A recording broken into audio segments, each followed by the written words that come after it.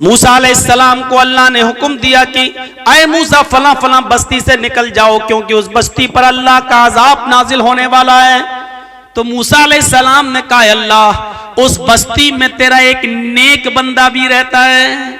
लो, नेक बंदा, नेक कह दिया, अब आप समझ गए होंगे उसके अंदर हर खूबी है। नमाजी भी होगा, रोजदार भी होगा, अल्लाह वाला भी होगा, अल्लाह से डरता भी होगा, हलाल और हराम का ख्याल भी रखता होगा। मूसा अलैहिस्सलाम ने जब कहा, आय अल्लाह उस बस्ती में तेरा एक नेक बंदा भी मौजूद है, क्या मैं उस बंदे को अपने साथ निकाल लूं? अल्लाह ने फरमाया, नहीं, अय मूसा उस नेक बंदे को उसी बस्ती में रहने दो। अल्लाह का जब अजाब आएगा तो उस नेक आदमी पर भी आएगा। पूरी बस्ती को जब अल्लाह अपने अजाब में लपेटेगा तो उस नेक आदमी पर भी अल्लाह का अजाब आएगा। आने दो उसको, तुम उस बस्ती से मत निकालो। मूसा अलैहिस्सलाम ने कहा, अल्लाह उस नेक आदमी का कसूर क्या है, उस नेक आदमी की गलती क्या है, वो तो नेक है। अल्लाह रब्बुल आलमीन ने मूसा से कहा, अय मूसा उस नेक आदमी का कसूर यह है कि खुद वो नेक अमल करता है, नमाजें पढ़ता है, रोजा रखता है, लेकिन उन बस्ती वालों को नमाज का हुक्म नहीं देता, रोजे का हुक्म नहीं देता। वो अपनी नमाज पढ़ के चला आता है, अपना रोजा रख लेता है, लेकिन वो मोहल्ले वालों को नमाज और रोजे की दावत नहीं देता। वो नेक चीजों से का हुक्म नहीं देता और बुराइयों से नहीं रोकता। इसलिए उस आदमी पर भी अल्लाह का अजाब आएगा, मेरा अजाब उस नेक आदमी के ऊपर भी आएगा। ये वाकया हमें बतला रहा है कि हम नेक काम कर रहे हैं लेकिन बुरे लोगों को बुराइयों से नहीं रोक रहे हैं, और हम उनको नमाज और रोजे की तरफ नहीं बुला रहे हैं, अच्छे काम की तरफ नहीं बुला रहे हैं, तो हम भी बराबर के मुजरिम हैं। हम ही उसी फहरिस्त में, उसी लिस्ट में हमारा भी नाम लिखा जाएगा जिस लिस्ट के अंदर बुरे आदमियों का नाम लिखा हुआ है। हम बच नहीं सकते इससे। अल्लाह रब्बुल आलमीन ने कहा, मूसा उस नेक आदमी को भी उसी बस्ती में रहने दो। उस नेक आदमी को भी जब अजाब आएगा मेरा, बुरे आदमियों के साथ साथ उस नेक आदमी पर भी मेरा अजाब आएगा, उसको भी मिटा दिया जाएगा। एक और चीज समझने की कोशिश करो, जब मक्के के अंदर, जब मक्के में भी इस्लाम फैला, मदीने में भी, मेरे भाइयों अब इस जरूरत पड़ी कि इस्लाम का प्रचार दूसरे शहरों में कराया जाए। जरूरत पड़ी कि दूसरी सिटी में भी इस्लाम का प्रचार हो। तो हजरत मुआज इब्न जबल को अल्लाह के नबी सल्लल्लाहु अलैहि वसल्लम ने यमन का गवर्नर बनाकर भेजा। मुआज इब्न जबल को जब यमन का गवर्नर बनाकर भेजा तो आपने मुआज इब्न जबल से कहा, आए मुआज यमन की तरफ तुम जा रहे हो, यमन की तरफ तुम जा रहे हो लोगों को दावत व तबलीग देने के लिए, इस्लाम की तरफ बुलाने के लिए, तो आप उनको इस्लाम की दावत कैसे दोगे? सुनिए, हिकमत देखिए, होशियारी देखिए, दानाई देखिए। बताओ तुम यमन के लोगों को दीन की दावत कैसे दोगे, यमन के लोगों को दीन की तरफ कैसे बुलाओगे? हजरत मुआज इब्न जबल इसका जवाब देते हैं, क्या अल्लाह के नबी मैं उनसे कहूंगा कि बुनियल इस्लाम वाला खमसिन शहादत अल्लाह इलाहा इल्लल्लाह व अन्ना मुहम्मदर रसूलुल्लाह व इकामिस सलाह व ईताइज ज़कात वल हज व सौम रमजान। मैं उनसे कहूंगा कि कलमा पढ़ो, ला इलाहा इल्लल्लाह मुहम्मदुर रसूलुल्लाह, तौहीद पर कायम हो जाओ। तुम्हारे ऊपर 5 वक्त की नमाज फर्ज है, तुम्हारे ऊपर रमजान के पूरे महीने का रोजा फर्ज है, तुम्हारे ऊपर इस्तिताअत होने पर ज़कात भी फर्ज है, तुम्हारे ऊपर खाने काबा का हज बैतुल्लाह की ज़ियारत जिंदगी में एक बार तुम्हारे ऊपर फर्ज है। अल्लाह के नबी ने कहा, ना आए मुआज, तुम इस तरीके से दावत दोगे तो यमन के लोग कभी तुम्हारे करीब नहीं आएंगे। इस्लाम की बुनियाद कितनी चीजों पर है? किसी से पूछें कि बताओ कि इस्लाम के पिलर कितने हैं, तो आप जवाब देंगे 5। यही तो है ना इस्लाम, कलमा तौहीद यानी ला इलाहा इल्लल्लाह मुहम्मदुर रसूलुल्लाह, और नमाज, रोजा, हज और ज़कात, ये 5 चीजें हैं, और 5ओं की दावत भी देना है। लेकिन आपने क्या कहा, आए मुआज, और मुआज ने भी सही बात कही थी, अल्लाह के रसूल हम इस्लाम की तरफ बुलाएंगे, उनको इस बात का हुक्म देंगे। तो अल्लाह के नबी सल्लल्लाहु अलैहि वसल्लम ने क्या फरमाया, ना आए मुआज, ऐसा अगर करोगे तो कोई इस्लाम के करीब नहीं आएगा। हैं? इस्लाम में 5 वक्त की नमाज, वो भी सख्ती के साथ हर हाल में, और फिर ज़कात, फिर रोजा भी, हज भी। आए मुआज, लोग इसको बहुत बड़ी मुसीबत समझने लगेंगे और भाग जाएंगे, कोई तुम्हारे करीब नहीं आएगा। आज वही हमारी हालत हो रही है। हमारे अमल आज ऐसे हैं कि लोग बजाय करीब आने के दूर हो रहे हैं। जिस कौम को देखकर, सुन लीजिए, बहुत बड़ी बात कह रहा हूं मैं, इस्लाम अल्लाह की कसम नबी अकरम के मौजज़े दिखाने से नहीं फैला। आप समझते हैं कि चमत्कार दिखाने से इस्लाम फैला? नहीं, खूब दिखाया अल्लाह के नबी सल्लल्लाहु अलैहि वसल्लम ने। प्यासे थे लोग, काफिरों ने कहा, मोहम्मद बता, तेरी कौम के लोग प्यास से तड़प रहे हैं, कैसे पानी पिलाएगा? पानी हमारे पास है। नबी अकरम ने फरमाया बिस्मिल्लाह, और आपकी उंगलियों के पोर से पानी के चश्मा बहने लगता है, पानी टपकने लगता है। सारे सहाबा नबी अकरम सल्लल्लाहु अलैहि वसल्लम की उंगलियों से गिरने वाले पानी को पी रहे हैं, लेकिन नबी का ये मौजिजा देखने के बाद भी काफिर इस्लाम नहीं ला रहे हैं। वो नबी से जंग करने पर आमादा है, इस चमत्कार को देखने के बाद भी कोई इस्लाम नहीं ला रहा है। अबू जहल कह रहा है कि मोहम्मद बता दो कि मेरी उंगली में, मेरी मुट्ठी में क्या है, अगर बता दोगे तो हम इस्लाम ले आएंगे, ईमान ले आएंगे। अल्लाह के नबी फरमाते इस मुट्ठी को अपने कान में लगा, तेरे हाथ में जो कंकरियां मुट्ठी में बंद हैं वो मेरा कलमा पढ़ रही हैं। अबू जहल ने जब मुट्ठी को कान में लगाया तो कंकरियों से, पत्थर की कंकरियों से कलमे की आवाज आ रही थी, अशहदु अल्ला इलाहा इल्लल्लाह व अशहदु अन्ना मुहम्मदन अब्दुहु व रसूलुहु। अबू जहल ने नबी अकरम का ये मौजिज़ा देखा कि कंकरियां कलमा पढ़ रही हैं, लेकिन इसके बावजूद वो इस्लाम नहीं लाया। कौन कहता है कि चमत्कार देखने से इस्लाम फैला, मौजिज़ों से इस्लाम फैला? खंदक का मौका उठाओ, सहाबाए किराम भूखे हैं, अल्लाह के नबी भी पेट पे पत्थर बांधे हुए हैं। एक सहाबी ने कहा, अल्लाह के नबी मेरे पेट पे पत्थर बंधा है, देखिए मुझे भूख की शिद्दत है, खंदक नहीं खोदी जा रही है, अब काम नहीं हो रहा है, कुछ मिल जाता, किसी के पास सत्तू हो, खजूर हो, एक घूंट दूध ही मिल जाए। अल्लाह के नबी अपना पेट खोल देते हैं और कहते हैं तुम एक पत्थर बांधे हो, जरा मेरे पेट का हाल देखो। आपने जब अपना कपड़ा उठाया तो 2 पत्थर बंधे हुए थे कि देखो मैं तुमसे ज्यादा भूखा हूं, ये मत समझो कि मैं खुद खा पी कर आया हूं और तुम्हें भूखा काम करने पर मजबूर कर रहा हूं। ये हालत जब हजरत अब्दुल्ला इब्न जाबिर ने देखी तो सीधे घर चले जाते हैं और कहते हैं बीवी आज ये कंडीशन देखी है। फरमाया एक ही बकरी है, जल्दी से ज़िबा कर दिया। फरमाया कि जाओ और अल्लाह के नबी के कान में कह देना आप अपने साथ 5-6 लोगों को लेकर चले। बकरी का छोटा सा बच्चा ज़िबा किया है। देखो खंदक खोदने वाले 300 साहबा हैं, अगर सबको लाओगे तो देखो घर में बेइज्जती हो जाएगी। सिर्फ चंद लोगों को, यानी नबी अकरम अपने साथ खास लोगों को, 5-6 लोगों को ले आए।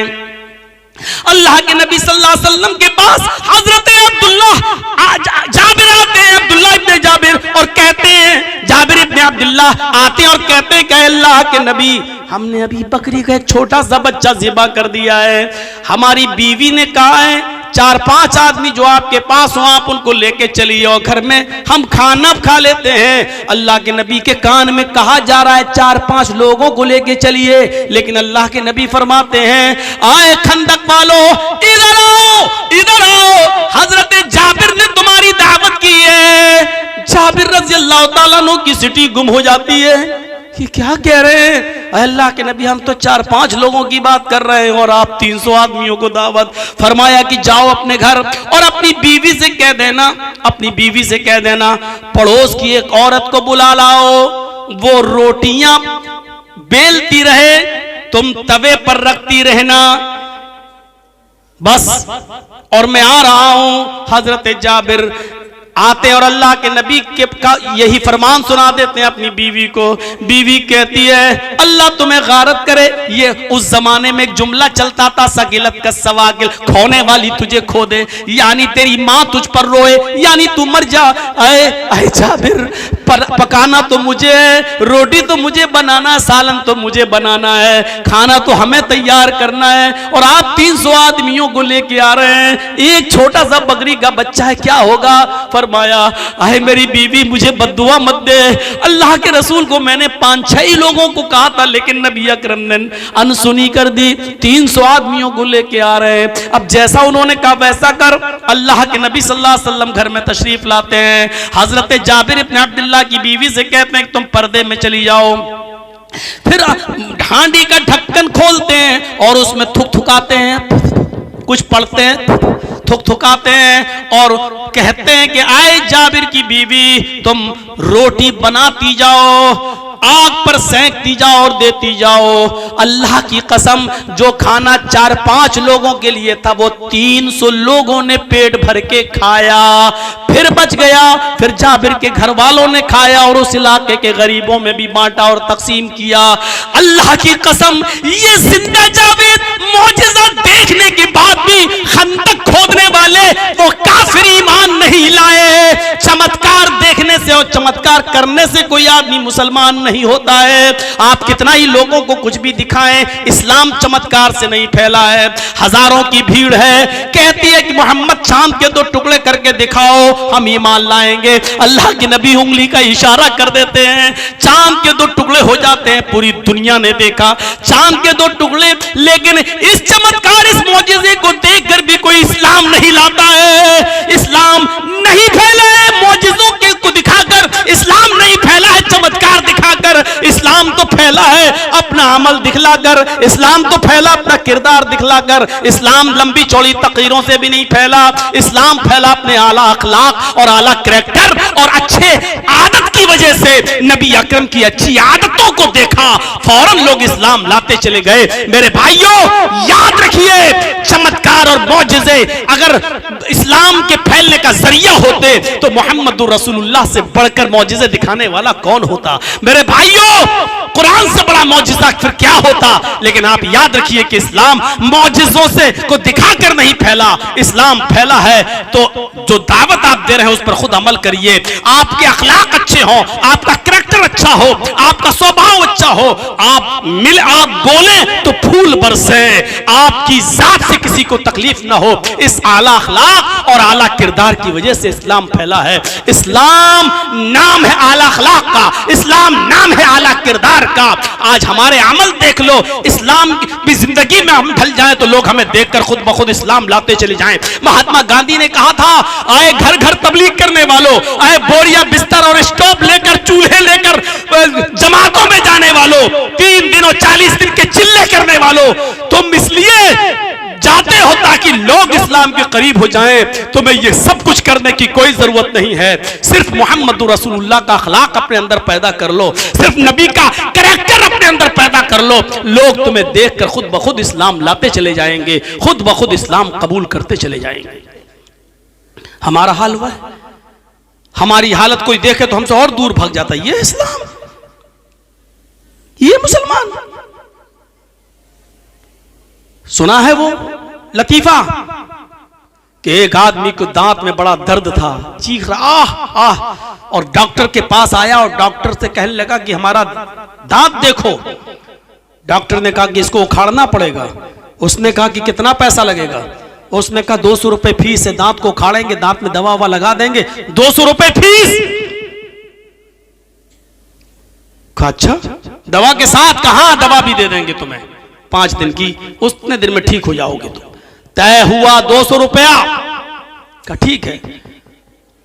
बैठाया उसको और लगाया उसके दांतों में पिलास और उखाड़ा उसका दांत, तो वो कस के चिल्लाया जोर से, आह मर गया, आह।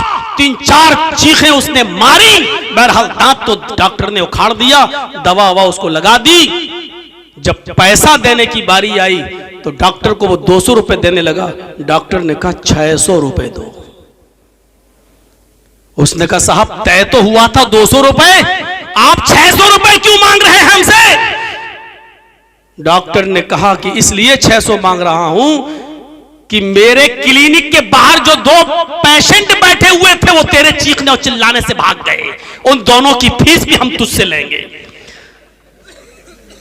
वो 200 और देते, 200 और देते तो 400, अब वो तुझे देना पड़ेगा क्योंकि तू चिल्लाया क्यों है। वो 2 पेशेंट मेरे भाग गए इसलिए 600 दे। ये हालत आज हमारी है। इस्लाम हम दिखाकर दूसरों पर अमल करें, दूसरे हमारे करीब आए, लेकिन हमारी आदतें, हमारे अखलाक, हमारे किरदार, हमारी जिंदगी ऐसी है कि हमारे हालात को देखकर लोग हमसे भाग और रहे हैं, हमसे दूर होते चले जा रहे हैं। इन दूर होने वालों का खमियाजा, इन दूर होने वालों का अजाब भी हमारे ऊपर मुसल्लत होगा। मेरे भाइयों, हम उस अजाब से बचेंगे नहीं। जो हमारे करीब आना चाहते थे, हम उनको अपने आदतों से, हम उनको अपने अखलाक और किरदार से हम उसको दूर कर रहे हैं। उसका अजाब भी अल्लाह रब्बुल आलमीन हमें देगा। ये हालत आज हमारी हो चुकी है। बात कहां की कहां चली गई तो माज इब्ने जबल की बात से हम उधर चले गए। आपने कहा ना आए माज, ऐसा मत करना, गौर कीजिए हिकमत क्या चीज है। आपने कहा है तो 5 चीजें इस्लाम का पिलर्स, लेकिन जब तुम यमन में जाओ तो यमन के लोगों से कहना कि लोगों तुम एक अल्लाह की इबादत करो। पहले उनको कलमे की दावत देना।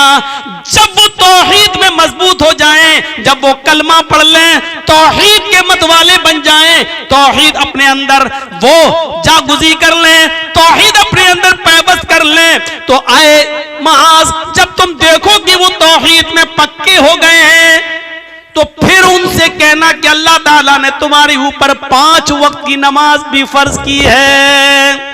अल्लाह ने तुम्हारे ऊपर 5 वक्त की नमाज भी फर्ज की है।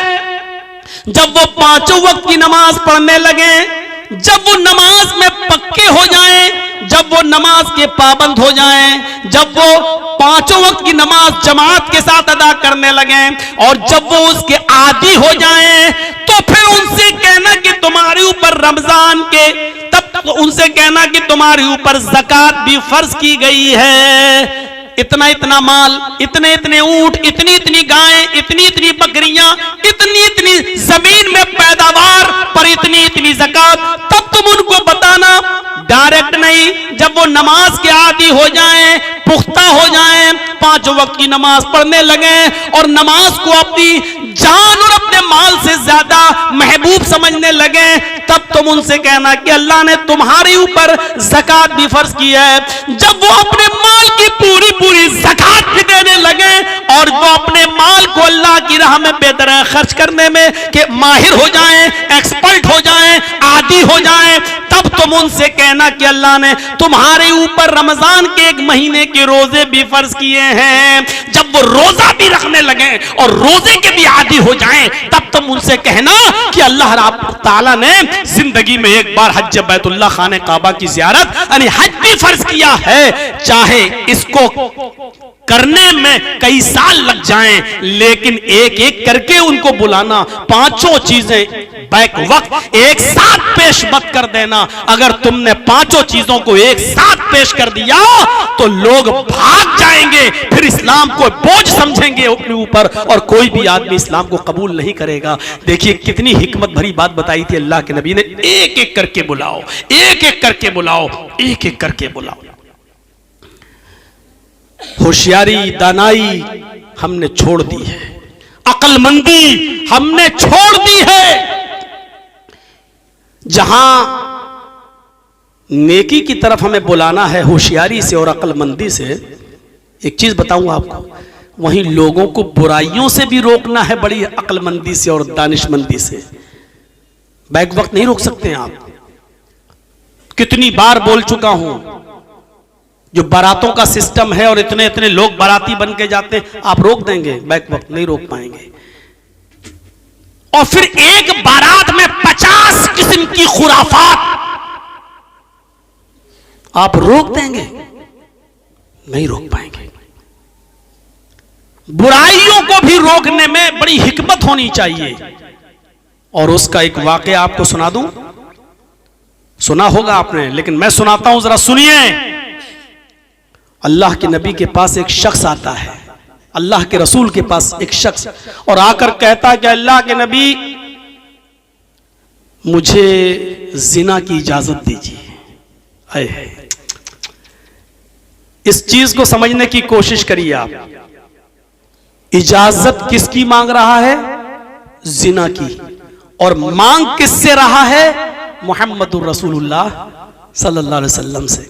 दो चीजें समझ लीजिए, पूरी तकरीर समझ में आ जाएगी। इजाजत किसकी मांग रहा है? जिना की। और मांग किससे रहा है? नबी अकरम से। इजाजत किस चीज की मांग रहा है? जो सबसे गंदा काम। और इजाजत किससे मांग रहा है? जो कायनात की सबसे महबूब और प्यारी हस्ती। दोनों चीजों को देखिए आप। सबसे गंदा काम जिना, और जिना की परमिशन किससे मांग रहा है? जो कायनात की, दुनिया की सबसे ज्यादा महबूब और प्यारी हस्ती।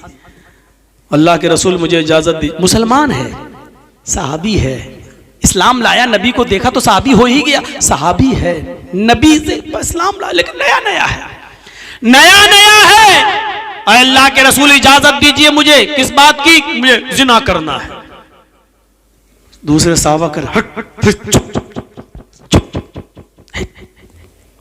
भाई, जिना की इजाजत कोई भी मांगे? यहां तो कोई बीड़ी पीते आ रहा है, मौलाना जर्जीस को देख रहा हूं। अदब, एहतराम, ठीक है। सोचिए कि वो कैसी कौम थी जो जिना की इजाजत मांग रही है, और किस कौम को सुधारने के लिए मोहम्मद रसूलुल्लाह को भेजा गया, जो ये भी नहीं जान पा रही है कि जिना की इजाजत अब किससे मांग रहे हैं। सोचो कैसे लोग रहे होंगे वो। और समझाने वाला साहबा कर रहे हैं, चुप, एक तो डांट रहे हैं। अल्लाह के नबी सल्लल्लाहु अलैहि वसल्लम के अल्फाज देखो। आपने सहाबा से कहा नहीं, डांटो नहीं। आप भी कह सकते थे चुप चुप चुप, बदतमीज, कैसी इजाजत मांग रहा है। आप कुछ भी कह सकते थे, आप नबी थे, नबी का मकाम बड़ा था, आप डांट सकते थे साहबी, लेकिन आपने नहीं डांटा। आपने सहाबा से कहा नहीं।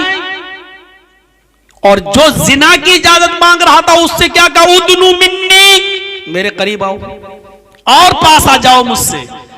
करीब बिठा दिया। सहाबा बैठे हैं और जो जिना की परमिशन मांग रहा था उसको अपने करीब कर लिया। मस्जिद है, अल्लाह का घर है, अल्लाह के घर में जिना की परमिशन मांग रहा है एक सहाबी, और अल्लाह के रसूल उसको, सहाबा घूर रहे हैं, सहाबा बुरी नजरों से देख रहे हैं। ऐसा लग रहा है जैसे सहाबा पर कयामत फट पड़ी, जमीन फट पड़ी और सहाबा धंस जाए। ऐसा लग रहा था कि कितने गंदे काम की इजाजत किससे मांग रहा है। सहाबा को ऐसा महसूस हो रहा है। और ये मोहम्मद रसूलुल्लाह के पास बैठा, आपने कहता रहा हो, और अल्लाह के रसूल उसको करीब कर रहे हैं। मस्जिद में भी है और नबी के करीब भी है। आपने कहा अब बोलो, क्या बोलते हो? अल्लाह के नबी वो जिना करेंगे। कोई है? ओ इंतजाम सब है मेरे पास, बस परमिशन दे दो। आपने कहा ठीक है। ओहो, अंदाज देखिए। आपने कहा भला क्यों नहीं? भला मैं तुम्हें इस काम से कैसे रोक दूं? तुम मुझसे परमिशन मांग रहे हो, मैं तुम्हें कैसे खाली हाथ जाने दूं, कैसे तुम्हें रोक दूं? लेकिन मेरे जाने से, तुम जिना के लिए जाने से पहले मेरे 2-3 सवालों के जवाब दे दो। अंदाज देखिए। जो काम तुम उस लड़की के साथ करना चाहते हो, क्या वो काम तुम अपनी मां के साथ करने के लिए तैयार हो? जो चीज उस लड़की के, उस औरत के पास है, वो चीज तुम्हारी मां के पास भी है। क्या तुम अपनी मां के साथ जिना करना पसंद करोगे? इतना सुनना था, तन बदन में आग लगी। कौन सा शरीफ इंसान होगा जो अपनी मां के बारे में ये तसव्वुर कर ले? लेकिन तन बदन में आग लगने के बाद भी वो नबी अकरम से कुछ नहीं कह सकता था, क्योंकि आप ये नहीं कह रहे हैं कि अपनी मां के साथ जिना करो, बल्कि आप ये कह रहे हैं क्या तुम अपनी मां के साथ जिना करना पसंद करोगे? क्या तुम्हें अच्छा लगेगा? उस नौजवान ने कहा फिदा का बी व उम्मी या रसूल अल्लाह, आए मोहम्मद सल्लल्लाहु अलैहि वसल्लम, मेरे माँ बाप आप पर कुर्बान है अल्लाह के नबी, मेरी माँ मेरे बाप आप पर सदके जाएं, आप पर कुर्बान जाएं। ऐसा कौन सा शरीफ इंसान होगा जो अपनी माँ के साथ जिना करेगा? आपने कहा शराफत को कौन तार तार कर सकता है?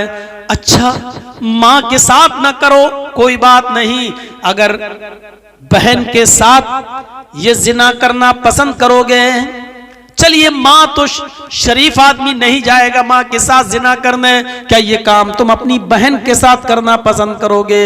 वो चीख पड़ा अल्लाह के रसूल, कोई शरीफ इंसान अपनी बहन के साथ भी जिना नहीं कर सकता। आपने कहा क्या तुम ये काम अपनी बेटी के साथ करना पसंद करोगे? तीर पे तीर, लेकिन अंदाज बड़ा सुहाना, अंदाज बड़ा दिल को छू जाने वाला। ये नहीं कह रहे कि अपनी बेटी के साथ जा और कर ले, नहीं, ये कह रहे हैं क्या तुम अपनी बेटी के साथ करोगे? उसने कहा नहीं। आपने कहा अच्छा माँ बहन बेटी तो खूनी रिश्ता होता है, कोई उसके साथ जिना करना पसंद नहीं करेगा। अच्छा चलो अपनी माँ की बहन के साथ यानी खाला के साथ ये काम करना पसंद करोगे? कहने लगा अल्लाह के नबी शरीफ इंसान अपनी खाला के साथ भी ये काम करना पसंद नहीं कर सकता। आपने कहा अच्छा अपने बाप की बहन के साथ यानी माँ की बहन के साथ जिना पसंद नहीं करोगे तो अपने बाप की बहन यानी फूफी के साथ जिना करना पसंद करोगे? उसने कहा अल्लाह के रसूल फिदा का भी वो उम्मी, मेरे माँ बाप आप पर कुर्बान, कोई भी शरीफ इंसान अपनी फूफी के साथ भी जिना नहीं करना पसंद करेगा। आपने कहा नौजवान जब तुम खुद अपनी जबान से ये कह रहे हो, आइडिया अंदाज, जब तुम अपनी जबान से खुद इस बात को कबूल कर रहे हो कि उसकी तुम अपनी माँ के साथ, अपनी बहन के साथ, अपनी बेटी के साथ, अपनी फूफी के साथ, अपनी खाला के साथ ये पसंद नहीं कर सकते? कहा नहीं। अच्छा ये बताओ तुम अपने लिए पसंद नहीं कर रहे हो, अगर कोई दूसरा तुम्हारी माँ के साथ जिना करे तो पसंद करोगे? कहा नहीं। दूसरा तुम्हारी बहन के साथ गलत काम करे तो पसंद करोगे? नहीं। दूसरा तुम्हारी बेटी के साथ गलत काम करे तो पसंद करोगे? कहा नहीं। दूसरा खाला के साथ फूफी के साथ करना गलत काम करना चाहे तो पसंद करोगे? कहा नहीं। फरमाया फिर तुम जिस लड़की के साथ जिना की परमिशन मांग रहे हो वो भी तो किसी की माँ होगी, किसी की बहन होगी, किसी की बेटी होगी, किसी की फूफी होगी, किसी की चची होगी, किसी की खाला होगी। फिर उसको अगर पता चलेगा कि तुमने ऐसा किया है तो वो कैसे पसंद करेगा कि हमारी बहन के साथ जिसने मुंह काला किया वो इस दुनिया में जिंदा रहे? वो कैसे पसंद करेगा जिस तरह तुम नहीं चाहते हो कि मेरी माँ, मेरी बहन, मेरी बेटी, मेरी खाला और मेरी फूफी के साथ कोई गलत काम करे, तो दूसरा कैसे गवारा करेगा कि तुम किसी की माँ बहन बेटी के साथ गलत काम करो? अंदाज अच्छा था, दिल को छू जाने वाला था। अब बताओ तुम्हारा क्या इरादा है? उस नौजवान ने अपना सर आगे बढ़ा दिया और कहा अल्लाह के रसूल मेरे सर पर हाथ फेर दीजिए और मेरे लिए अल्लाह से दुआ कर दीजिए कि अल्लाह मुझे इस जिना की बदतरीन बुराई से बचा ले, मुझे महफूज फरमाए। अल्लाह के नबी सल्लल्लाहु अलैहि वसल्लम ने उसके सर पर हाथ रखा, अल्लाह के नबी सल्लल्लाहु अलैहि वसल्लम ने उसके सर पर हाथ रखा और फरमाया आय अल्लाह इस नौजवान की नजरों की हिफाजत फरमा, आय अल्लाह इस नौजवान को जिना जैसे बदतरीन जुर्म से इसकी हिफाजत फरमा ले, इसको बचा ले। उस नौजवान का बयान है, उस नौजवान का बयान है, सुनन बैहक़ी के अल्फाज हैं, उस नौजवान का बयान है कि अल्लाह के नबी सल्लल्लाहु अलैहि वसल्लम ने मेरे लिए ये दुआ की थी कि अल्लाह इस नौजवान को जिना से महफूज फरमा, इसको इस बदतरीन बुराई से बचा ले। उस दुआ के दिन से, जिस दिन ये दुआ की, उस दुआ के दिन से आज तक, अब तक अल्लाह रब्बुल आलमीन ने सिर्फ जिना ही नहीं बल्कि हर हराम काम से मुझे बचा लिया है, हर हराम काम से मुझे दूर कर दिया है, हर हराम काम से मुझे नजात अता फरमा दी है। नबी अकरम की दुआ का ये असर हुआ। पूरा वाकया बयान करने के बाद मैं कह सकता हूं कि ये नबी अकरम की हिकमत थी, आपने उसको डांट कर नहीं भगाया। आप चाहते तो इस बुराई से रोकने के लिए कह सकते थे चुप, शर्म नहीं आती, कितना बुरा काम तुम करने के लिए उससे परमिशन लेने आए हो। और हम लोगों के अंदाज में, क्या तेरे घर में मां बहन नहीं है, हम कह सकते थे किसी को भी, लेकिन मोहम्मद रसूलुल्लाह ने उसको किस अंदाज से समझाया, जरा तसव्वुर कीजिए कि उसके दिल में कैसे बात बैठ गई। इसलिए मैंने कहा कि नेकियों का हुक्म तो होशियारी से, लेकिन जब बुराइयों से किसी को रोकना पड़े तो उसमें भी दूरअंदेशी, उसमें भी हिकमत होनी चाहिए। हमारा सख्त लहजा किसी को बुराई से रोकने के बजाय उसको और बुराई करने पर मजबूर कर सकता है। कभी आपने देखा होगा बुराइयां जब करते, अच्छा किसी को डांटा, अब वो और जिद में आके करेगा, नहीं अब तो हम और करेंगे। कभी आपने देखा होगा गुस्से में आदमी फिर उस काम को और ज्यादा करने की कोशिश करता है, और ज्यादा कोशिश करता है। अल्लाह के रसूल का मामला तो अपने घर में अपने बच्चों के साथ भी बड़ा अजीब रहा। उम्मे सलमा जब अल्लाह के रसूल के साथ निकाह में आई तो उम्मे सलमा का एक बेटा दूसरे शौहर से था जिसका इंतकाल हो चुका था, और उस इंतकाल के बाद अल्लाह के नबी ने उम्मे सलमा से निकाह किया।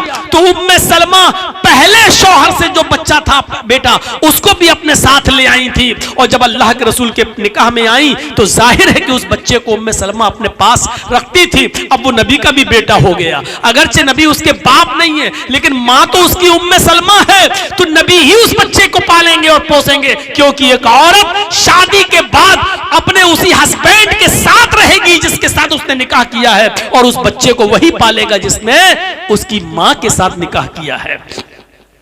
अल्लाह के नबी वो बच्चा चूंकि देहाती माहौल से आया था, इसलिए खाने पीने का तरीका नहीं जानता था। 7-8 साल की गोया की उम्र रही होगी, वो खाना खाने के लिए बैठा तो बैठने का तरीका भी सही नहीं था। जब खाना सामने आया तो उसने पूरा का पूरा हाथ बीचों बीच थाली में डाल दिया और उठाकर इस तरह मुंह भरने लगा। ऐसा अल्लाह के नबी सल्लल्लाहु अलैहि वसल्लम ने फौरन उसके हाथ को पकड़ा और कहा, बेटे खाना रखो। उसके हाथ में जो था उसने थाली में उसी प्लेट में रख दिया। अल्लाह के नबी ने उससे फरमाया, इग़सिल यदैहि, अपने दोनों हाथों को धोकर आओ। वो बच्चा गया और दोनों हाथ धोकर आया।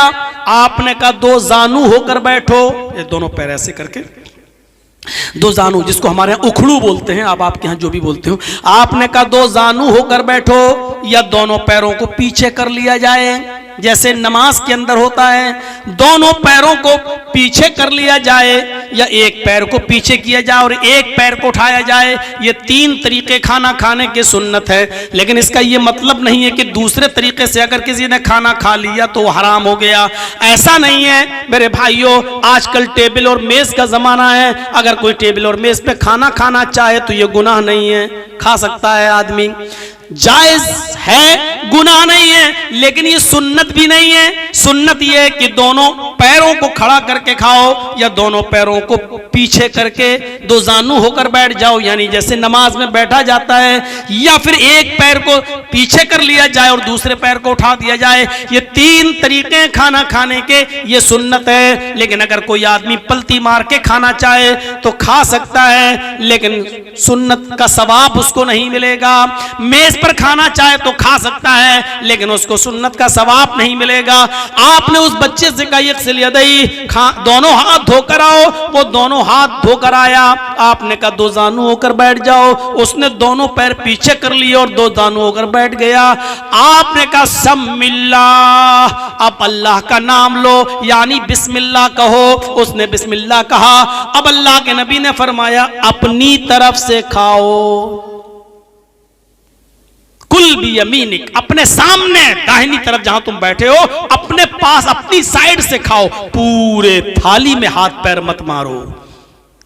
जब एक थाली में सब लोग खाते हैं ना, तो हम लोग यहाँ सिस्टम बड़ा अजीब है, लोग देखते रहते हैं कि अच्छा माल किस तरफ है तो उस तरफ हाथ बढ़ा देते हैं। ये लेग पीस कहाँ रखा है, इधर चाप कहाँ रखी है, इधर है। तो ये तरीका गलत। अगर एक थाली में आप खा रहे हैं तो आप अपनी तरफ से खाइए, वो आपकी किस्मत है कि आपको लेग पीस मिल रहा है या नहीं मिल रहा है। अपनी तरफ से सब, हर आदमी को अपने अपने साइड से और अपनी अपनी तरफ से खाना चाहिए। तो अल्लाह के रसूल ने उसको ये सिखाया, समझाया, इस्लाह की, लेकिन कितने प्यार से, हम होते तो बड़ा हो रहा हूं, अकल नहीं आ रही है। हम अपने बच्चों को भी नहीं समझा पाते हैं सही से। मोहम्मद रसूलुल्लाह ने तो उस माँ के बेटे को जो अब नबी का बेटा बन गया, उम्मे सलमा जो दूसरे शौहर से बच्चा जिनका पैदा हुआ था उसको लेके आई, नबी ने तो उसको भी तरबियत की, उसको भी अच्छी तालीम दी, उसको भी अच्छा पढ़ाया लिखाया। तो सीखो हिकमत क्या है। हिकमत सोचिए, आज थोड़ी सी बात पर कितना बड़ा रिएक्शन हो जाता है, कितना बड़ा रिएक्शन। अगर आपकी मस्जिद के बाहर कोई खिंजीर की का गोश्त फेंक दे तो फौरन लड़ाई और झगड़े पर आमादा हो जाएगी ये कौम। अभी कोई आदमी कुरान करीम को लेकर सड़कों पर निकलकर उसकी बेहुरमती करने लगे, फौरन सड़कों पर निकल आएगी ये कौम। अभी थोड़ी देर के लिए कर्नाटक के उस मामले को नजर में रखिए कि हिजाब पहनकर जाने वाली उस लड़की को हिजाब से रोक दिया गया, नहीं पहनने देंगे। उस लड़की के हिजाब से रोकने का रिएक्शन आपके कलकत्ता की सरजमीन तक पर दिखाई दिया कि औरतों ने भी हिजाब के फेवर में जुलूस निकाला। लेकिन मैं हिजाब के खिलाफ नहीं हूं, मैं हिजाब के फेवर में हूं। पर्दे पर हमारी 50 तकरीरें भरी पड़ी हैं यूट्यूब पर, लेकिन सवाल यह है कि मेरे भाइयों, हिकमत कहां चली गई, मसलहत कहां चली गई। अगर किसी ने आग लगाने की कोशिश की तो हमने उस आग में घी डालने का काम क्यों किया, तेल डालने का काम क्यों किया। लखनऊ में हम अब जहां रह रहे हैं, मेरे पास पूरी मीडिया की एक टीम चली आई। साहब आप क्या कहते हैं, बोलिए। मैं समझ गया कि इस वक्त यूपी के चुनाव हो रहे हैं, एक लफ्ज भी अगर मैंने हिजाब के फेवर में यहां बोल दिया तो ये अमन चोपड़ा, सुधीर, जी न्यूज का एंकर, इंडिया टीवी और भारत हमारे उस बयान को ऐसे तोड़ मरोड़ कर पेश करेंगे जो यूपी के चुनाव में घी डालने का काम करेगा। मैंने कहा कि नहीं, मैं इंटरव्यू नहीं दूंगा। उन्होंने कहा कि साहब आप इतने बड़े मौलाना, आपका इंटरव्यू अगर आज जाए तो ये मुसलमान कौम के लिए बड़ी बात है। मैंने कहा मुसलमान कौम के लिए कोई बड़ी बात नहीं है, बहुत सी हमारी माँ बहनें बेपर्दा घूम रही हैं, तो क्या मैं सबको पर्दा कराने के लिए जाऊंगा? मैं कोई इंटरव्यू नहीं दूंगा। साहब पर्दे से रोक दिया गया। तो हमने कहा कि मैं क्या करूं, पर्दे से रोक दिया गया, मैं चीफ मिनिस्टर थोड़ी हूं, कोर्ट में चल रहा मामला, देखा जाएगा। आप अपनी कोई प्रतिक्रिया नहीं देंगे? मैंने कहा मैं अपनी कोई प्रतिक्रिया नहीं दूंगा, मैं सिर्फ इतना कहूंगा कि पर्दा तो रामचंद्र की पत्नी सीता जी भी करती थी कि सीता के चेहरे को राम के छोटे भाई लक्ष्मण ने भी नहीं देखा और न सीता जी ने दिखाया। इसलिए मैं हिजाब का विरोध नहीं करूंगा। इस वक्त फेवर भी हम इसलिए नहीं करेंगे क्योंकि तुम चुनाव के मौके पर यहां आए हो, चुनाव हो जाने दीजिए, 10 मार्च के बाद हमारा इंटरव्यू ले लीजिएगा। अगर मैं थोड़ा सा बोल देता तो क्या हालत होती, और बोला है लोगों ने, बोला है। मेरे मोबाइल में आज भी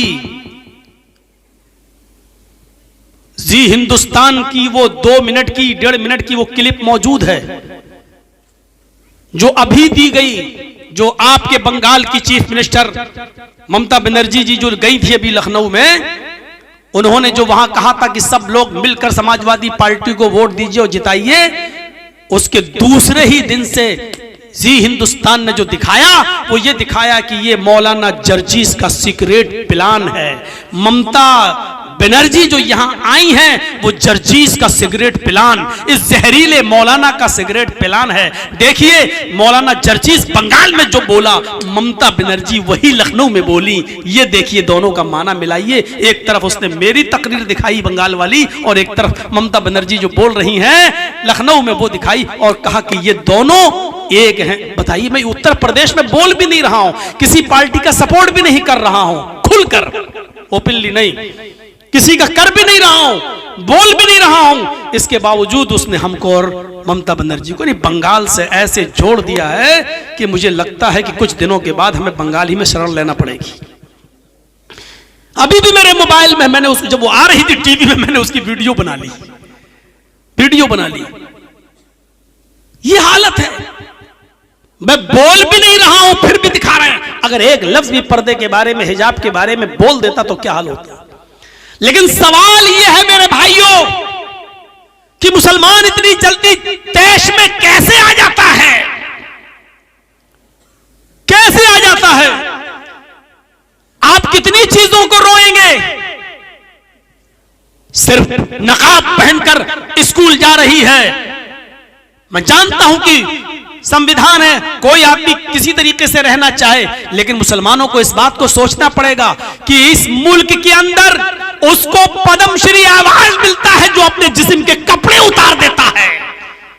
क्या आपने नहीं देखा फिल्मी दुनिया की एक सबसे गंदी हीरोइन को, जो सबसे ज्यादा गंदगी फैलाती है अपने पोशाक और अपने कपड़ों से, उसको पद्मश्री अवार्ड दिया गया, और जो अपने जिस्म को छिपाना चाहे उसके लिए पूरे हिंदुस्तान में आग लगाई जा रही है। मैं नहीं जानता हूं इस बात को, लेकिन मुसलमानों को अक्लो होश से काम लेना चाहिए, अक्लमंदी से काम लेना चाहिए। नकाब और हिजाब पर तो आप इतनी पाबंदी लगाते हैं और इतना बवाल, लेकिन मैं पूछना चाहता हूं कि आपकी बेटी जाती तो उसी स्कूल में है पढ़ने के लिए जहां को एजुकेशन है, जहां लड़के और लड़कियां बैठकर एक साथ पढ़ते हैं। इंटर की और बीए की लड़की उसी सीट पर बैठती है जहां लड़के बैठते हैं। इस्लाम में तो को एजुकेशन भी जायज नहीं है, लड़कों के साथ बैठ के पढ़ना भी जायज नहीं है। इस पर फिर आप खामोश क्यों हो जाते हैं? मेरे भाइयों, जरा तसव्वुर कीजिए, गौर करिए और बताइए वहां हमारी खामोशी क्यों, वहां हम खामोश क्यों रहते हैं? जब आप ऐसे स्कूलों में पढ़ा ही रहे हैं अपनी बेटियों को कि जहां को एजुकेशन है, जहां लड़कों के साथ बैठ के पढ़ना पड़ेगा, जहां लड़कों से दोस्ती करना ही पड़ेगी, जहां अपने सब्जेक्ट को समझने के लिए आपको अपने स्कूल में और कॉलेज में पढ़ने वाले लड़के से उसका मोबाइल नंबर लेना पड़ेगा और अपना नंबर देना भी पड़ेगा, वो उससे बातचीत के सिलसिले जारी होंगे। जब आप पढ़ा ही रहे हैं ऐसे स्कूल के अंदर, तो फिर मेरे भाइयों हिजाब पर फिर हंगामा करने की जरूरत क्या है? फिर आपको समझौता करना पड़ेगा। अगर आप उस बुराई से समझौता कर रहे हैं तो इस बुराई से भी समझौता करना पड़ेगा। आप अपनी बेटियों को जब आप मोबाइल दे रखे हैं, वो फेसबुक और यूट्यूब और मैसेंजर चलाकर व्हाट्सएप चलाने के लिए इजाजत दे रखी है, तो फिर आप जब यहां पर समझौते कर सकते हैं तो आपको हिजाब से भी समझौता करना पड़ेगा। फिर यहां क्यों लगती है? फिर क्यों उसको एक राष्ट्रीय मुद्दा बना दिया जाता है? मेरे भाइयों, इसको हमें अक्ल से सोचने की जरूरत है। हमें भी और हमारे मुआशरे को भी, हमारे समाज को भी हमें आग नहीं लगाना चाहिए। और हम जब हम आग लगाते हैं, जब हम बहुत ज्यादा गुस्सा होते हैं, तो फिर वही उनका मकसद हम पूरा कर देते हैं, वही हमें भड़काते हैं और हम फौरन भड़क जाते हैं और उनको मौका मिल जाता है। इस वक्त देख लीजिए आप, यूपी के चुनाव में एक शख्स, बस दो ही मुकाबला रह गया और सब तो चली गई एक तरफ। यूपी के इलेक्शन का माहौल बस दो ही पार्टियों के दरमियान रह गया है, बीजेपी और समाजवादी पार्टी, और तो सब नील हैं। लेकिन एक ध्रुवीकरण करने की कोशिश कर रहा है, आतंकवाद से जोड़ने की कोशिश कर रहा है, मंदिर और मस्जिद की रट लगा रहा है, और दूसरा आदमी बिल्कुल खामोशी के साथ उस तरफ कोई तवज्जो ही नहीं दे रहा है, सिर्फ विकास की बात कर रहा है, नौकरी की बात कर रहा है, रोजगार की बात कर रहा है। हजार कोशिश करने के बावजूद अभी तक कामयाब नहीं हो पा रहे हैं वो ध्रुवीकरण करने में। अल्लाह करे कि ये 7वें चरण तक इसी तरीके से हमारे उत्तर प्रदेश के लोग एकजुट रहें और ध्रुवीकरण का शिकार ना हो। अल्लाह करे कि उनको यह अकल मिल जाए। और मैंने तो ये दुआ की थी वहां यूपी में भी कि अल्लाह करे कि उत्तर प्रदेश के लोग भी बंगाल के लोगों से सबक हासिल कर लें, तब भी हमको बंगाल से जोड़ दिया। देखो कि मौलाना क्या दुआ कर रहा है, यानी बंगाल का मुसलमान जिस तरह एक हो गया, इस तरह यूपी के मुसलमानों को भी एक कर रहा है, खुलकर ये कह रहा है। इस तरीके की बात है। आप तो जानते हैं कि मीडिया जिस मुल्क का पूरी आमदनी का आधा पैसा मीडिया पर खर्च हो रहा हो, गोदी मीडिया पर, तो वो क्या कहेगी। उत्तर प्रदेश में अभी मैंने एक भी तकरीर नहीं की और फिर मेरी दिखाई जा रही है। इससे ध्रुवीकरण करने की कोशिश की जा रही है कि देखो जिस तरह बंगाल में मौलाना मुसलमानों को एक करके आया है, उसी तरीके से उत्तर प्रदेश में हिंदू भाई एक हो जाएं। इस तरीके का मैसेज ये मीडिया के जरिए देने की कोशिश की जाती है और इसीलिए इसी का पैसा उनको मिल रहा है। तो मेरे भाइयों, हमें जोश में आने की जरूरत नहीं है। जरा गौर करो कि अगर आज कोई मस्जिद के बाहर अगर कोई शराब की दुकान खोल ले तो आपको बर्दाश्त होगा? नहीं होगा। और जहां मुस्लिम कम्युनिटी ज्यादा होगी तो वो दुकान में आग भी लगा देगी। लेकिन अल्लाह के रसूल के उस मंजर को देखो मेरे प्यारे साथियों कि मोहम्मद रसूलुल्लाह सल्लल्लाहु अलैहि वसल्लम की मस्जिद है। और कौन सी मस्जिद है?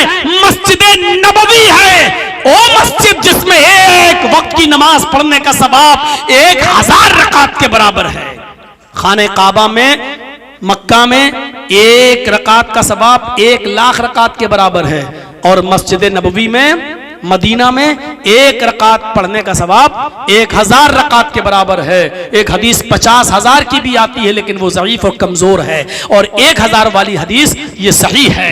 तो 1 रकात का सवाब 1000 रकात के बराबर मिलता है मस्जिद नबवी में नमाज पढ़ने के लिए। उस मस्जिद में अल्लाह के नबी अपने चंद सहाबा के साथ बैठे हैं, चंद सहाबा के पास बैठे हैं और उनको समझा रहे हैं, नमाज सिखा रहे हैं, उनको दीन के कुछ उलूम उनको सिखला रहे हैं। इतने में एक देहाती, एक एराबी आता है, उसको बहुत तेज पेशाब लगा हुआ है। वो आता है, वो नहीं समझ पाया, दरवाजा खोला, इंटर हो गया। उसको नहीं मालूम कि मस्जिद, उस जमाने में मस्जिदें ऐसी नहीं होती थी जैसे आज हमारी आलीशान मस्जिद। मीनारा लगा दिया और मीनारे के ऊपर बत्ती चमक रही है और दूर से ही पता चल जाता है कि ये मस्जिद है। उस जमाने में मस्जिदों का पता नहीं चलता था। एक घर की नुमा बना दी, दीवारें खड़ी कर दी और खजूर के पत्तों की छत डाल दी, पता ही नहीं चल रहा है कि घर है कि मस्जिद है। तो वो नहीं समझ पाया, आया मस्जिद नबवी के अंदर घुस गया और आते ही उसकी एक बीचों बीच मस्जिद में जाकर पेशाब करना शुरू कर दिया। साहबा उधर बैठे हैं, इसने इधर मुंह घुमाया और पेशाब करना शुरू कर दिया। साहबा ने पीछे मुड़ के देखा कि एक देहाती मस्जिद में पेशाब कर रहा, उठने लगे उसको मारने के लिए। हर कोई हमारे मस्जिद में कोई पेशाब करे तो हमारा भी गुस्से में हाल बुरा हो जाएगा। अल्लाह के नबी के साहबा उठते हैं, डांटने लगते हैं, क्या कर रहा? अल्लाह के नबी साहबा को डांट रहे, नहीं बैठो बैठो बैठो बैठो, और उसको कह रहे हैं कर लो। तो कर ही चुका था तो कैसे रोक लेते? पेशाब रुकता तो है नहीं। जब कोई करने बैठ जाए तो वो चाहे कितना रोकने की कोशिश करे फिर वो रुकता नहीं है।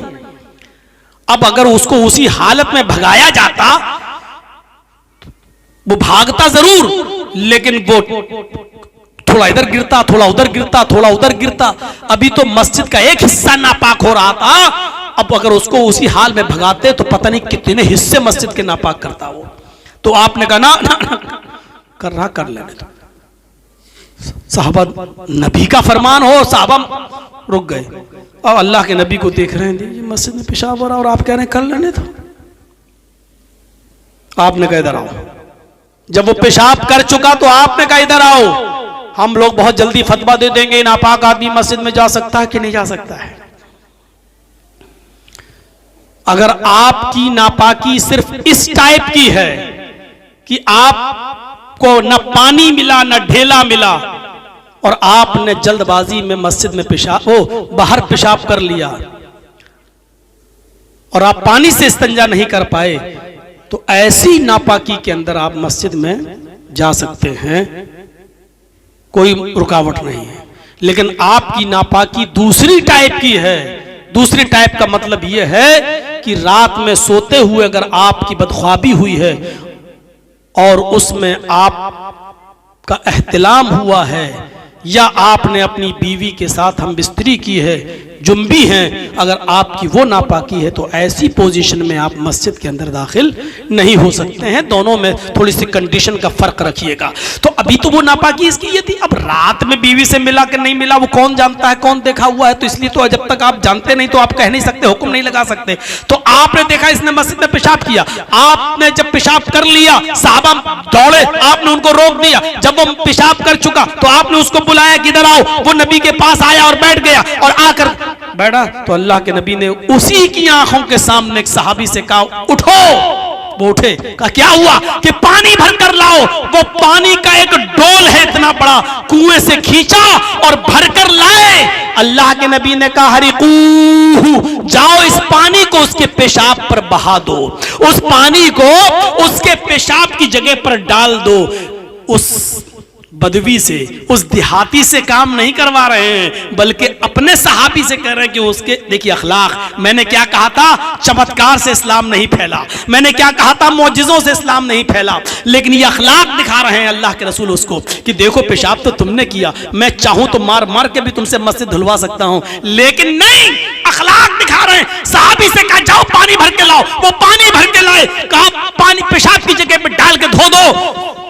गुस्सा आएगा ना कि कोई गैर मुस्लिम हमारी मस्जिद में पेशाब कर दे, कोई हमसे कहे जर्जी साहब धो तो देंगे, लेकिन गुस्सा आएगा, कमीना पेशाब तूने किया, धो हम तेरे बाप के नौकर लगे, गुस्सा तो आएगा। लेकिन सहाबी को गुस्सा नहीं आ रहा, क्यों? क्योंकि मोहम्मद रसूलुल्लाह का हुक्म है। वो इसलिए पेशाब नहीं धो रहा है कि ये काफिर का है, बल्कि इसलिए उसके पेशाब पर पानी डाल रहा है क्योंकि हुक्म जनाब मोहम्मद रसूलुल्लाह का है। सहाबा की सोच ये थी, हमारी सोच ये कि इसका पेशाब मैं धोऊंगा, नहीं धोऊंगा। सहाबा की सोच ये नहीं थी, पेशाब अगरचे काफिर का धो रहे हैं, लेकिन सोच क्या थी, हम इस काफिर का पेशाब नहीं धो रहे हैं, बल्कि हुक्म हम जनाब मोहम्मद रसूलुल्लाह का मान रहे हैं। हुक्म मानेंगे तो सवाब है, वो सवाब के लिए धो रहे हैं कि अल्लाह के रसूल का हुक्म है। पानी डाला, उसकी गंदगी को, गलाजत और नापाकी को धुल दिया, पाक कर दिया, धो दिया, फिर आपके पास वो भी बैठ गए। अब आपने उस काफिर, उस बदवी, उस देहाती से कहा मुझे जानते हो? उसने कहा नहीं। कहा मैं मोहम्मद रसूलुल्लाह हूं, अल्लाह ने मुझे रसूल बनाया है, हमारे ऊपर 5 वक्त की नमाज फर्ज की है। ये जिस जगह पर तुमने पेशाब किया ये कोई मामूली जगह नहीं है, ये अल्लाह का घर है, ये कोई घर नहीं है, किसी की जागीर और जमीन और जायदाद नहीं है, ये अल्लाह का घर है। आए देहाती, आए अरबी, आए बदवी, यहां हम अल्लाह की इबादत के लिए आते हैं, यहाँ अल्लाह की इबादत होती है, हम नमाज पढ़ते हैं, और जहाँ नमाज पढ़ी जाती है वहाँ पेशाब नहीं किया जाता है। आइंदा ख्याल रखना, आइंदा इस मस्जिद में कभी पेशाब, अल्लाह की घर में पेशाब मत करना, किसी भी मस्जिद में, यानी जहाँ भी इबादत हो रही हो, वहाँ नमाज हो रही हो, वहाँ तुम पेशाब मत करना। जाओ, इतनी सी गुजारिश है तुमसे। नबी की हुकूमत है, नबी जिम्मेदार हैं, सहाबा पूरा का पूरा कंट्रोल में है, मार सकते हैं उसको, बंधक बना सकते हैं, अरेस्ट कर सकते हैं, नाटका बंद कर सकते हैं, सब कुछ। लेकिन अल्लाह के रसूल ने क्या कहा? पेशाब भी सहाबी से धुलवाया, और उससे क्या कहा? मैं अल्लाह का रसूल हूं, मेरा नाम मोहम्मद है, मैं अब्दुल्लाह का बेटा हूं, अल्लाह ने रसूल बनाया, इसलिए मैं मोहम्मद इब्ने अब्दुल्लाह के साथ साथ मोहम्मद रसूलुल्लाह भी हूं। ये मस्जिद है, अल्लाह का घर है, यहाँ हमारे ऊपर 5 वक्त की नमाजें फर्ज की गई हैं, हम नमाज पढ़ते हैं, यहाँ अल्लाह की इबादत होती है, और अल्लाह की इबादत जहाँ होती है वहाँ पेशाब नहीं किया जाता। आइंदा ख्याल रखना। जाओ, अगर जगह भूल गए हो तो बताओ, हम तुम्हारे साथ किसी सहाबी को कर दें, वो तुम्हें तुम्हारे घर तक पहुँचा देगा। कहा नहीं, घर जानता हूँ, रास्ता मालूम है। उठा और चल दिया, लेकिन जा रहा है, पीछे मुड़ के देख रहा है, क्योंकि नाम सुना था मोहम्मद रसूलुल्लाह का, कभी इतने करीब से देखा नहीं था। देख रहा बार बार, फिर जाता है आगे, फिर पीछे पलट के देखता है, उसके चेहरे की लकीरें बता रही थी कि वो घायल हो चुका है नबी के अखलाक को देखकर। उसके चेहरे और पेशानी का पसीना ये बतला रहा था कि वो नबी की तालीम के आगे उसने अपना सरे तस्लीम खम कर दिया, उसकी गर्दन कट चुकी है नबी के अखलाक के आगे, वो कुछ नहीं कह पा रहा है। ये वही मोहम्मद जिसका गलत तसव्वुर हमारे दिमागों में डाला डाला गया कि मोहम्मद जादूगर है, मोहम्मद काहिन है, मोहम्मद की आवाज जिसके कान में जाती है वो बददीन हो जाता है, मोहम्मद जिसने तलवार के जरिए इस्लाम फैलाया, ये तसव्वुर जिसका हमारे दिमाग में भरा गया। जैसे आज एक पार्टी के लोग मुसलमानों के ताल्लुक से हमारे देश के अंदर ये गलतफहमी भरते हैं और मुसलमानों को आतंकवाद से जोड़ने की कोशिश करते हैं। लेकिन अब अल्लाह का शुक्र है कि पूरे हिंदुस्तान की आवाम अब जानने लगी है कि दहशतगर्दी है क्या, टेररिज्म है क्या, आतंकवाद है क्या, अब इसको अच्छी तरीके से समझने लगी है। मेरे प्यारे साथियों, उसने सोचा कि हमारे बारे में हमारी कौम ने क्या कहा था, नबी का तसव्वुर, और मोहम्मद रसूलुल्लाह ने तो मुझे मारा भी नहीं, डांटा भी नहीं, फटकारा भी नहीं, और हमको ऐसा ऐसा बताया गया नबी के बारे में। देखिए, अल्लाह के नबी ने उसके सामने चांद के 2 टुकड़े नहीं किए थे, अल्लाह के रसूल ने अपनी उंगलियों से पानी टपकता हुआ नहीं दिखाया था, कोई मौजिज़ा नहीं किया था उसके सामने, सिर्फ अखलाक का एक नमूना पेश किया उसके सामने। वो मस्जिद से निकलता है, उसकी गर्दन अल्लाह के रसूल के अखलाक से कट चुकी है, अल्लाह के रसूल की अखलाक की तलवार से कट चुकी है, वो घायल हो चुका है, वो अपनी कौम के अंदर जाता है। लोगों ने कहा क्या बात है, बड़े सुस्त नजर आते हो। कहता है मेरी कौम के लोगों, तुमने हमारे साथ झूठ बोला है, तुमने हमारे साथ गद्दारी की है, तुमने हमारे साथ बेवफाई की है। लोगों ने कहा क्या हो गया तुम्हें, हमने कौन सी बेवफाई की है। कहा कि तुमने मोहम्मद रसूलुल्लाह का कैरेक्टर हमें सही नहीं बताया है, तुमने ये कहा है कि वो जादूगर है, तुमने कहा है कि वो काहिन है, तुमने कहा है कि वो बहुत बड़ा किस्सा गो इंसान है, तुमने कहा है कि जो उसे एक बार मिलता है वो बददीन हो जाता है, तुमने मोहम्मद की शक्ल मुझे दूसरे अंदाज से पेश की है। लेकिन अल्लाह की उस जात की कसम खा के कहता हूं जिसके कब्जे में मेरी जान है, मोहम्मद रसूलुल्लाह से ज्यादा अच्छा इंसान तो मैंने आज तक देखा ही नहीं है, क्योंकि आज मैंने करीब से देखा है। लोगों, तुम्हारी एक बकरी दूसरे के खेत में चली जाए तो तुम 27 साल लड़ते हो, एक बकरी के चले जाने की वजह से उस आदमी से और उसकी पूरी नस्लों से लड़ते हो 27 साल तक। हमने तो मोहम्मद की मस्जिद में पेशाब कर दिया, इतना बड़ा कांड, जिस मस्जिद में वो अल्लाह की इबादत करते हैं उस मस्जिद के अंदर मैंने पेशाब कर दिया, और मेरे पेशाब करने के बाद भी उन्होंने मुझसे पेशाब नहीं धुलवाया, अपने पास बिठाया और बिठाने के बाद एक अपने आदमी से मेरी गंदगी साफ करवाई और मुझसे कहा कि अल्लाह का घर है। माँ कहारानी व माँ शतमनी व माँ गज़बनी, तुमने झूठ बोला है, अल्लाह की कसम, माँ कहारानी, इतना बड़ा गलत काम करने के बाद भी मोहम्मद मुझ पर गुस्सा नहीं हुए, माँ कहारानी, कहर बनकर नहीं, हम हमारे ऊपर बरपा हुए, व माँ शतमनी, इतना बड़ा कांड करने के बाद भी मोहम्मद रसूलुल्लाह ने मुझे गाली नहीं दी, वमा गज़ब बनी, और ना मेरे ऊपर गज़बनाक हुए कि ये तुमने क्या कर दिया, क्रोधित हुए कि ये क्या, कुछ नहीं किया, मुझे प्यार से समझाया। लोगों, तुमने मुझे अब तक जिस रिश्ते से दूर रखा, आज मैं उस रिश्ते के बंधन में बंधने जा रहा हूं, हिम्मत है रोकने की तो रोक सको, जाओ। आज मैं पूरी सोसाइटी को रिजेक्ट करता हूं, तलाक देता हूं, और मैं उस हस्ती से अपना रिश्ता जोड़ने जा रहा हूं जिसके पास ऐसे आला अखलाक हैं, ऐसे आला किरदार है। मेरे भाइयों, वो आया, फिर मस्जिद नबवी की चौखट पकड़ लेता है, कहता है मोहम्मद इब्न अब्दुल्लाह, मैं आपको मोहम्मद रसूलुल्लाह मानने के लिए चला आया। आपने कहा इधर आओ, जैसे अपने करीब बिठाया उसने जोर से कलमा पढ़ा, अशहदु अल्ला इलाहा इल्लल्लाह व अशहदु अन्ना मुहम्मदन अब्दुहु व रसूलुहु। क्या कहेंगे आप, हिकमत क्या है?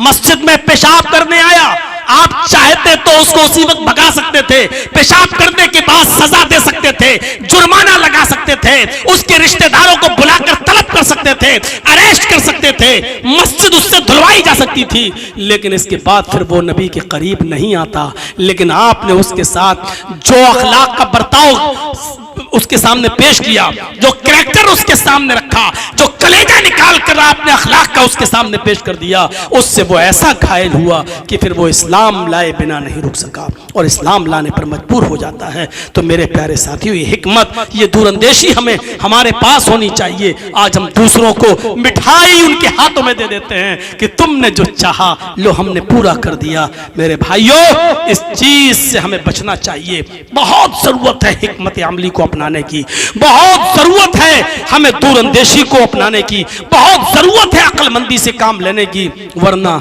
हर शाख पे उल्लू बैठा है। ये हमारे हालत ऐसी है, आप यकीन मानिए बहुत जल्दी और भी मुद्दे उठने वाले हैं। आप किन किन मुद्दों पर जुलूस निकालेंगे, आप किन किन मुद्दों पर आप एहतिजाज करेंगे, आप क्या करेंगे? मेरे भाइयों, हाथी बनने की कोशिश कीजिए, खामोशी के साथ चलता रहे, क्योंकि आपको मालूम है कि सूरज पर अगर कोई थूकता है तो सूरज पर थूक नहीं पड़ता है, वो थूक उल्टा उसके मुंह पे आता है। इस्लाम की नशोनुमा और अच्छी तालीम को देखकर लोग मुतासिर होते चले जा रहे हैं। अल्लाह का शुक्र है कि देखिए, अगर एक हिजाब के खिलाफ कोई उड़ता है और बोलने की कोशिश करता है, आपको नहीं गैर मुस्लिमों में ही हमारे हमदर्द पैदा हो जाते हैं। आपको मालूम नहीं कितने मंदिर के पुजारियों ने और कितने मंदिरों के पंडितों ने हिजाब के फेवर में बयान दिए हैं और ये बोला है कि कोई अगर पर्दा कर रहा है, हिजाब पहन रहा, अपने जिस्म को छिपा रहा है, तो ये उसको तो सम्मानित करना चाहिए। वरना आज के इस गए गुजरे दौर में कौन है जो हिजाब में जाए?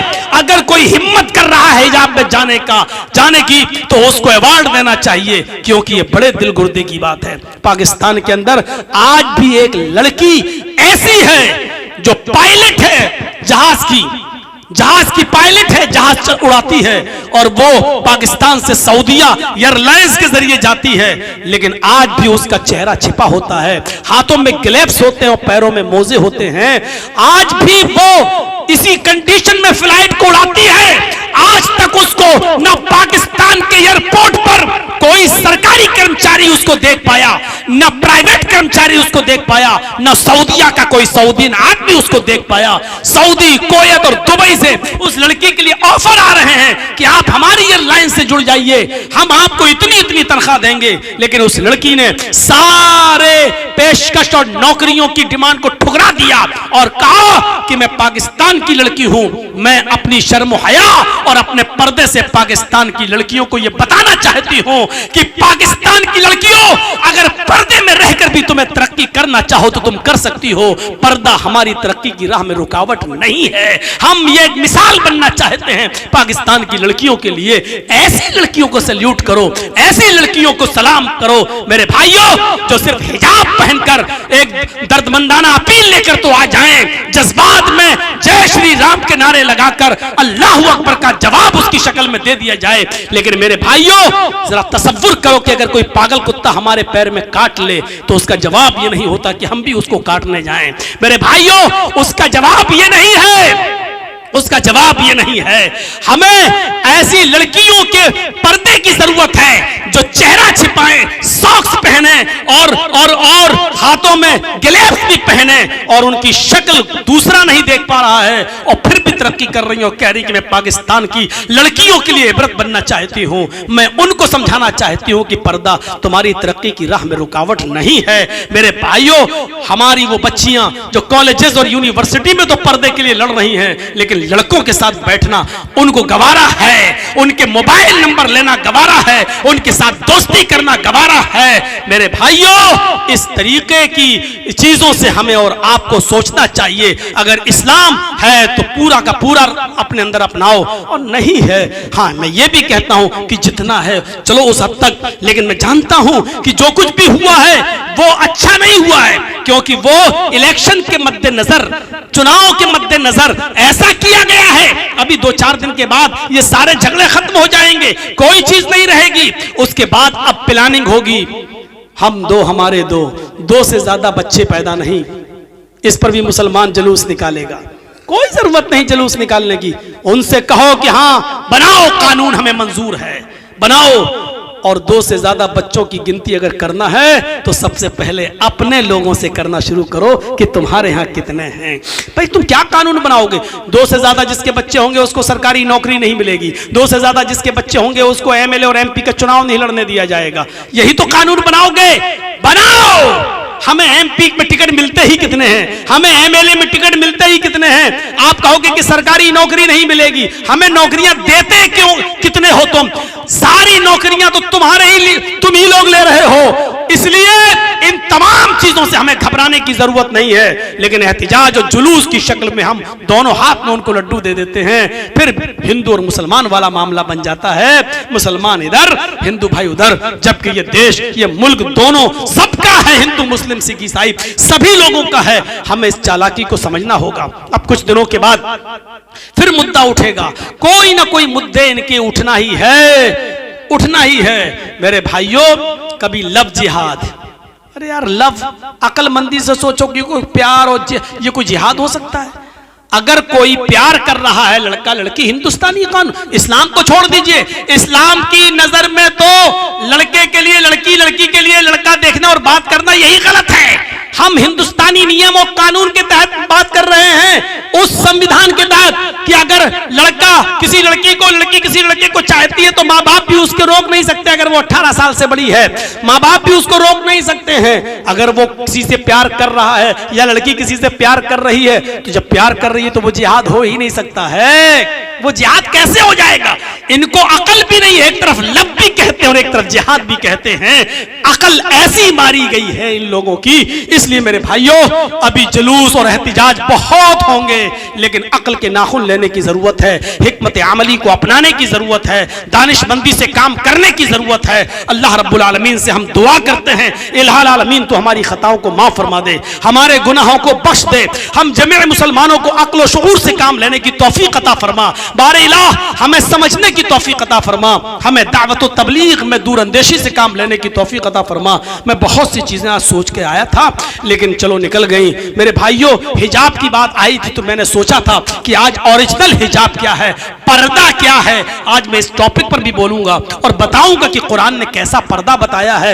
एक तरफ आयत और एक तरफ हदीस, ये पढ़कर बताता जाऊंगा और बताऊंगा कि इस्लाम ऐसे पर्दे का मुतालबा कर रहा है, और ऐसा पर्दा यहूदियत में भी है, ऐसा पर्दा ईसाइयत में भी है, ऐसा पर्दा हिंदू धर्म के अंदर भी है। मैंने सोचा ये था कि इस तरीके की बातें कुछ करेंगे, लेकिन चलो कल के लिए मैंने कुछ बातें छोड़ रखी हैं। हम अल्लाह से फिर दुआ करते हैं कि बारे अल्लाह, इस मुल्क के अंदर हमें बांटने की कोशिश की जा रही है। अल्लाह हमें गंगा जमनी तहजीब के साथ, गंगा जमुना जिस तरह एक रहती है अल्लाह, उसी तरीके से हिंदू मुसलमान सिख ईसाई सबको एक रहने की हमें तौफीक अता फरमा। बारे अल्लाह, इस मुल्क को देश को के गुंडों से बचा ले। आत्मनिर्भर जो गुंडे, यानी देश में के अंदर जो हमारे गुंडे हैं, इस गुंडों से हमारे मुल्क को बचा ले। अल्लाह, जो लोग नफरत की राजनीति कर रहे हैं अल्लाह, उनके दिलों में प्यार भर दे। जब तक तू हमें जिंदा रख, इस्लाम पे जिंदा रखना, और जब हमारा खात्मा हो तो ईमान पर हमारा खात्मा फरमाना। और जब तक जिंदा रखा इस्लाम पे जिंदा रखना, और खात्मा हो तो ईमान पर हमारा खात्मा फरमाना। वमा अलैना इल्लल बलागुल मुबीन।